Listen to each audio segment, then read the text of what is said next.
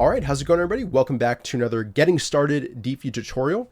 Today is going to be a quick one. All we're showing is how to load a preset and also bookmark it up here in the top of your screener module, so it's easily accessible, and in just one click you can add one of those stocks that you've previously bookmarked, one of those screens. So all you have to do is go ahead and click this drop down here. First, navigate to the screener module. That's where all the screens are housed.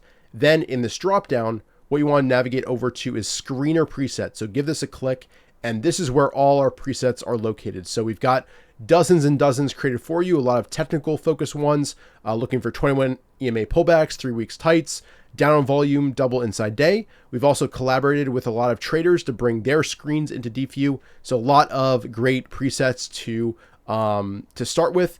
But if you want the Deepvue leader screen, which is kind of my recommended general screen to use for growth stock traders, position traders, swing traders, what you want to do is go over to Deepvue and then navigate to Deepvue leaders. And you can see over here, I've got this bookmark icon. This basically means that it is currently bookmarked and is right above the chart here. So I can easily click that and load it if it's not already selected. If you'd like to bookmark it, just go ahead and click that so it's dark like this. I'll unbookmark it and then add it back just to show you.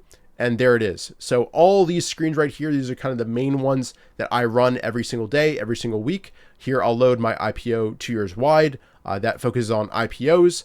And then here I can load the Deepvue leaders preset very quickly. So you can do this for save screens. You can do this for presets, but very quickly, that's how you load a screen, load a preset, and also bookmark it so it shows right here above your chart. To unbookmark it, you can just go ahead and click the 3 dots next to the name, unbookmark, and then it's disappeared if you'd like to do that. So yeah, let us know any questions you have down below. Let us know your thoughts and feedback, and I'll see you in the next video.